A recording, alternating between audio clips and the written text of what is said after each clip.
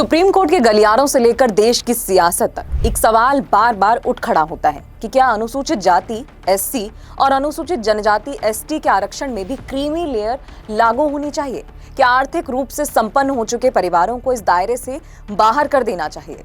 और इसी सवाल पर केंद्र सरकार ने सुप्रीम कोर्ट में एक विस्तृत हलफनामा दाखिल किया है। सरकार का रुख बिल्कुल साफ और कड़ा है कि एससी एसटी आरक्षण में क्रीमी लेयर का सिद्धांत लागू नहीं होता और ना ही होना चाहिए।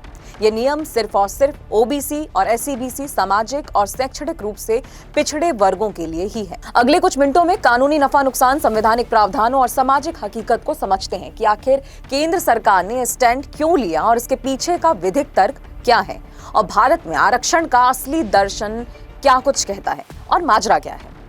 मामला अदालत में क्यों पहुंचा? सुप्रीम कोर्ट में कुछ जनहित याचिकाएं यानी कि पीआईएल दाखिल की गई थी, जिनमें अश्विनी उपाध्याय और रमाशंकर प्रजापति की याचिकाएं मुख्य हैं।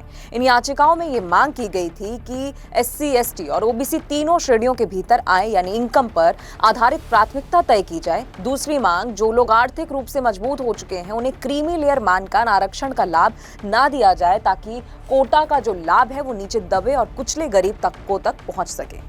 और इसी के जवाब में केंद्रीय सामाजिक न्याय और अधिकारिता मंत्रालय ने शीर्ष अदालत में हलफनामा पेश कर इन याचिकाओं को खारिज करने और याचिकाकर्ताओं पर जुर्माना यानी कि एक्सप्लेम्परी कॉस्ट लगाने की मांग की है।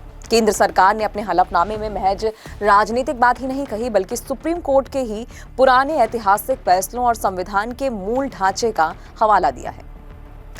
आरक्षण गरीबी उन्मूलन योजना नहीं, प्रतिनिधित्व की व्यवस्था है। सबसे पहली और मौलिक बात समझिए जो अक्सर आम बहसों में छूट जाती है, वो है आरक्षण का मुख्य मकसद गरीबी मिटाना नहीं है। गरीबी उन्मूलन के लिए सरकार के पास राशन, स्कॉलरशिप, आवास और विभिन्न जन कल्याणकारी योजनाएं हैं, जहां पर पहले से ही मीन्स टेस्ट यानी कि आय की सीमा लागू होती है।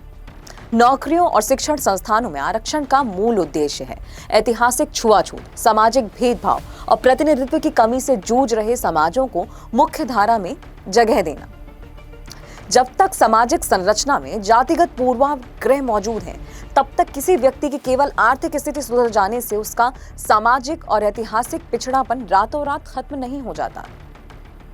इंदिरा साहिनी और अशोका कुमार ठाकुर मामले की नजीर से केंद्र सरकार ने सुप्रीम कोर्ट को उसी के पुराने फैसलों की याद दिलाई।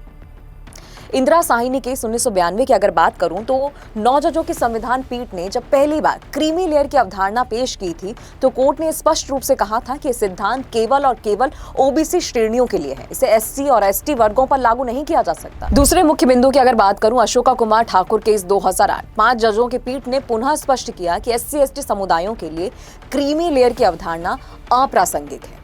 अनुच्छेद 341 और 342 की बात करूं, संसद का विशेष अधिकार, संविधान का अनुच्छेद 341 और 342 राष्ट्रपति और संसद को यह अधिकार देता है कि वह एससी और एसटी की सूचियां तैयार करें या उनमें संशोधन करें। अब केंद्र का कहना है कि किसी जाति या समूह को एससी एसटी की सूची से बाहर करना या उसमें नया उपवर्गीकरण लागू करना केवल और केवल संसद के अधिकार क्षेत्र यानी कि लेजिस्लेटिव डोमेन में ही आता है।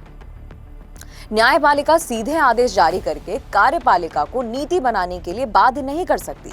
यह शक्ति के पृथक्करण यानी कि सेपरेशन ऑफ पावर के सिद्धांत का उल्लंघन होगा। अब केंद्र सरकार का एक कानूनी तर्क यह भी है कि बिना एम्पिरिकल डेटा के कोई बदलाव संभव नहीं है। हलफनामे में यह साफ कहा गया है कि आरक्षण नीति में किसी भी तरह का बदलाव, चाहे वह आय आधारित प्राथमिकता हो या क्रीमी लेयर हो, बिना ठोस सामाजिक आर्थिक आंकड़ों यानी कि empirical and socio economic data के हरगिज नहीं किया जा सकता। बिना शोध और आंकड़ों के सिर्फ याचिकाओं के आधार पर नीति बदलना कानून रूप से अपरिपक्व होगा। बहस का दूसरा पहलू भी समझते चलते हैं। सुप्रीम कोर्ट का 2024 का फैसला यहाँ एक महत्वपूर्ण संदर्भ समझना जरूरी हो जाता है। अगस्त 2024 में सुप्रीम कोर्ट की 7 जजों की पीठ स्टेट ऑफ पंजाब बनाम दविंदर सिंह ने 6-1 के बहुमत से फैसला सुनाया था कि राज्य सरकारें एससी एसटी आरक्षण के भीतर अति पिछड़ों को तरजीह देने के लिए सब क्लासिफिकेशन यानी कि उपवर्गीकरण कर सकती हैं। उसी फैसले में कुछ जजों ने यह टिप्पणी भी की थी कि एससी एसटी में भी जो लोग उच्च पदों पर पहुंच चुके हैं उन्हें क्रीमी लेयर मानकर बाहर किया जाना चाहिए। लेकिन उस समय भी कई दलित व आदिवासी संगठनों और केंद्र सरकार के मंत्रियों ने इस टिप्पणी पर चिंता व्यक्त की थी। और अब जब जनहित याचिकाओं के जरिए सीधे क्रीमी लेयर लागू करने की मांग की जा रही है या मांग की गई है, तो सरकार ने सुप्रीम कोर्ट में लिखित हलफनामा देकर यह स्पष्ट कर दिया है कि न्यायिक टिप्पणियों को स्वतः नीति नहीं माना जा सकता और केंद्र सरकार क्रीमी लेयर लागू करने के पक्ष में नहीं है।